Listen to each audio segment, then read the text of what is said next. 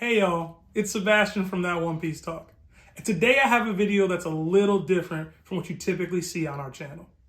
Today, I'm here to discuss why Luffy is not actually the chosen one or the destined child. And ultimately, he just best fits the criteria to become Joyboy. Now before I get started, if you find this video interesting, please like, share, comment, and subscribe. And join me and the guys Mondays at 7 p.m. for our reactions to chapters, theory reviews, live call-ins, and more. Now, like many others, I believe Joyboy is actually a title instead of a person. Or at least, it is now. Being that it is a title, that means a person must achieve things before they can gain said title. Essentially, there are a few key criteria that a person must check off before they can actually become Joyboy. And I believe Luffy finally achieved each of them. My 5 key criteria that one must meet to become Joyboy are as follows. Number 1, the person must be a member of the D-Clan. This may seem arbitrary at first, but the D-Clan seems to be the ones that have brought the biggest impact on the series of One Piece as a whole. Not much is known about them, but we do know that they are the ones who constantly bring the storm, and they always tend to die with a smile on their face. More on that later, but check mark for Luffy here. Number 2, you must have the voice of all things. This is key, as you must be able to tune in and able to communicate with both living and non-living things in order to guide the ancient weapons like Queen Otohime alluded to on Fishman Island. This is another check mark for Luffy. Number 3, you must unlock advanced Conquerors haki. You need to be a great man in order to hold such a prestigious title like Joyboy. Anything less than a conqueror of conquerors shouldn't fit the bill. Although just recently, Luffy gets a check mark for this one as well. Number 4, you must come into contact with all 3 ancient weapons. This is where the theory part of the journey truly begins. And I'll touch more on this one in a bit, so just hold tight. Number 5, you must die. Sadly, Luffy did indeed die in his fight with Kaido. But if my theory is correct, his death is indeed what sparked the drums of liberation to sound in Zunisha's ears. Now, as all of you should know, to this point, Luffy has achieved almost all of these feats, except one. Or has he? Luffy has come into contact with Poseidon and Shirahoshi on Fishman Island. He also came into contact with Zunisha, who Morge and others, including myself, theorize is the ancient weapon Pluton. But what about Uranus? When did Luffy come into contact with it?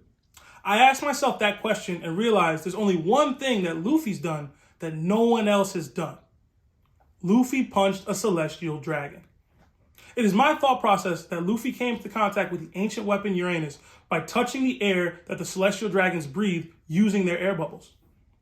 Now, why do I believe these air pockets contain Uranus? Well, I think that the air itself grants a fixed state of de-aging or immortality.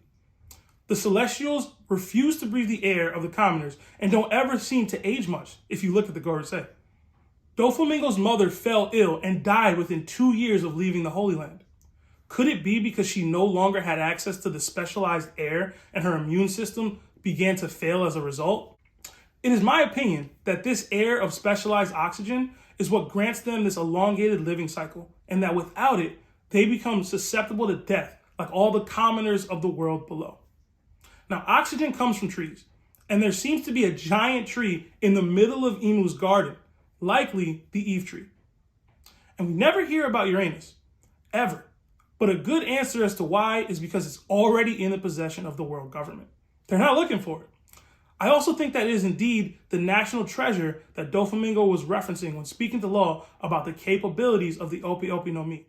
If my theory is correct, Doflamingo's goal was to attain that mass producer of the air in the Eve tree, and even gave a few hints as to what would be capable with it using the Opi Opi no Mi. Doflamingo stated that having the powers of the fruit that day would allow him to rule the world, and then also highlighted that immortality is another special use of the Devil Fruit. In my opinion, Dofi was referencing immortality with more than one use of the fruit. Using Shambles, that would allow him to steal the Eve tree and the generator of that massive oxygen. Swapping personalities with Imu would give him immortality and outright kingship of the world government. And finally, the fruit itself can even grant one immortality. Some have pointed out, after chapter 1043, that Kaido has been looking for a place to die because he knows one part of the prophecy. that in order to become Joyboy, one must die. And when Luffy fell into the water, he presumed that he would die, and that he too couldn't become Joyboy because he didn't transform in that moment. This is why Kaido has been trying to have this grand death and been trying to actively turn himself into Joyboy. This also gives new meaning to many of the things Kaido has said throughout the raid on Onigashima, such as lines like, "Death completes a person," when he was fighting off with the Red Scabbards. Indeed, it does. There's been a lot of talk regarding Luffy being the chosen one recently. But if my theory is true, then he's not really the chosen one. He's just the one that fits the criteria best. He's still the same insane, lovable, and just self that's earned him the title of Joyboy. Personally, Luffy's fruit being anything other than the Gomu Gomu no Mi would make me cringe.